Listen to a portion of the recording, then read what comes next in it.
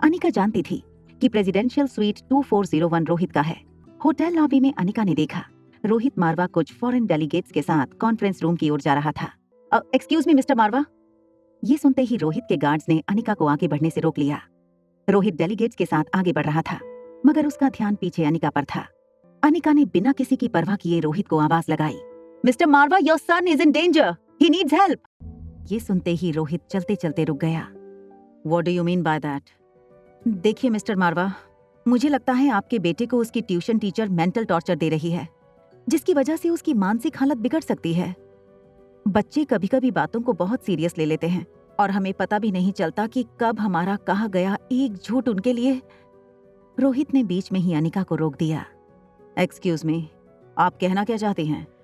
देखिए, मुझे लगता है आपके बच्चे के साथ कुछ गलत हो रहा है और उसे आपकी जरूरत है। इतना कहकर अनिका वहां से चली गई। अनिका रूम नंबर 32 के बाहर पहुंची।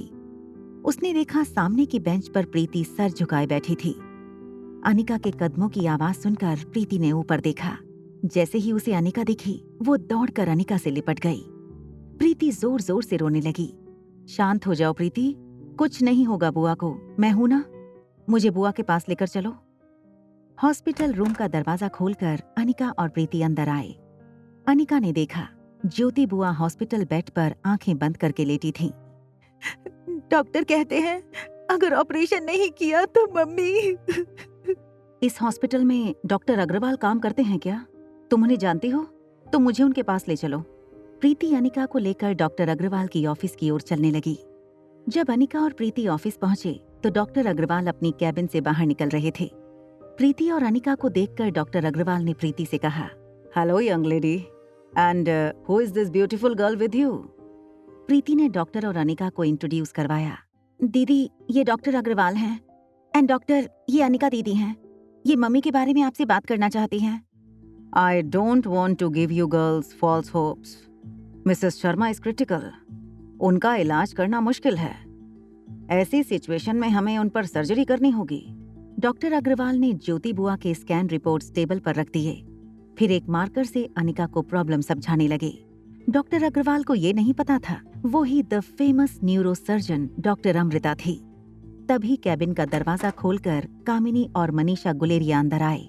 देखो अनिका, कामिनी हमारी सेकेंड ईयर की स्टूडेंट है। She is a bright student. उसने मिसेस ज्योति शर्मा की रिपोर्ट इंडिया की बेस्ट न्यूरोसर्जन डॉक्टर अमृता को मेल की है और रिक्वेस्ट की है कि वो खुद आकर तुम्हारी ज्योति बुआ का ऑपरेशन करें। ये बात सुनकर अनिका अपना फोन चेक करने लगी। कामिनी ने ना ही उसे कोई मेल किया था, ना तो कोई रिक्वेस्ट की थी। मनीषा गुलेरिया कामिनी के सर पर हाथ रखकर डॉक्टर अग्रवाल से कहने लगी, डॉक्टर साहब, कामिनी बहुत ही इमोशनल है, अपनी बुआ से बहुत ज्यादा अटैच्ड है। कामिनी, डॉक्टर अमृता ने कोई जवाब दिया? No sir, no answer. I think वो बिजी होंगी। फिर उनके चार्जेस? मनीषा ने कामिनी को बीच में ही रोककर कहा, कितनी बार कहा है कामिनी, ज्योति बुआ के इलाज के लिए वो जो फीस मांगे मैं और तुम्हारे पापा चुका देंगे। मिसेस शर्मा इज लकी जिन्हें आप जैसा परिवार मिला। डॉक्टर अग्रवाल ने अपनी जेब से पेन निकाला। एक प्रिस्क्रिप्शन लेटर पर अपना नंबर लिखते हुए बोले, Anika, this is my personal number. तुम्हें जो कुछ भी पूछना हो तुम मुझे कॉल या मैसेज कर देना। I am here to help you out. Anika ने वो कागज पर्स में रख लिया। जब अनिका कैबिन से बाहर जाने लगी तभी डॉक्टर अग्रवाल ने अनिका से पूछ लिया, वैसे आप फिल्मों में काम करती हैं या टेलीविजन पर? इससे पहले कि अनिका डॉक्टर के सवाल का जवाब देती, कामिनी ने डॉक्टर अग्रवाल से कहा, सर, ये कोई मॉडल या एक्ट्रेस नहीं है, ये तो एक स्कूल ड्रॉप आउट है। 6 साल पहले मनाली छोड़कर भाग गई थी, अब 6 साल बाद वापस लौटी है। अब जैसी भी है मेरी तो बहन है। बेहद शर्मिंदा होकर अनिका कैबिन से बाहर निकल गई। कामिनी अपने एक हाथ की उंगली में गाड़ी की चाबी गोल गोल घुमाने लगी। वो बहुत खुश थी। बॉल रूम में सबके सामने हुई उसकी इंसल्ट का आज उसने बदला ले लिया था। उंगली में चाबी घुमाते हुए वो प्रीति के पास गई और कहा, देखो प्रीति, तुम तो जानती हो कि मैं कितनी कोशिश कर रही हूँ ज्योति बुआ की जान बचाने की। डॉक्टर अमृता से कांटेक्ट करने की कोशिश कर रही हूँ। अब अगर तुम्हारी अनिका दीदी मेरा छोटा सा काम कर दें तो हम सब मिलकर ज्योति बुआ की जान बचा सकते हैं। अनिका का ध्यान कामिनी की बातों पर नहीं था। वो सिर्फ ये सोच रही थी कि किसी तरह उसे ज्योति बुआ का ऑपरेशन करना होगा। प्रीति को कामिनी की बातों में एक उम्मीद दिखाई दी। प्रीति ने कामिनी से पूछा, बोलो कामिनी, क्या करना है हमें? दीदी मम्मी के लिए जरूर करेंगी, है ना दीदी? बोलो क्या करना होगा? मनीषा धीरे से अनिका के ठीक सामने आकर खड़ी हो गई। तुम्हारी माँ मरने से पहले वो जो फैक्ट्री तुम्हारे नाम कर गई थी, वो फार्मा फैक्ट्री तुम अपनी बहन के नाम कर दो बस। प्रीति बड़ी उम्मीद से अनिका की ओर देखने लगी। प्रीति दौड़कर अनिका के पास आई। वो एक ही रट लगा रही थी, दीदी प्लीज दे दो ना कंपनी, प्लीज दीदी दे दो ना। प्रीति कुछ बात करे उससे पहले अनिका वहां से निकल गई। अनिका का ये रूप देखकर प्रीति का रोना थम गया। वो सिर्फ खुली आंखों से उसे अकेला छोड़कर जाती हुई अनिका को देखने लगी। Hotel paradise top floor. Anika के स्वीट की डोरबेल बजी। रिया ने दरवाजा खोला। रूम सर्विस रिया का ऑर्डर किया हुआ पिज्जा लाया था।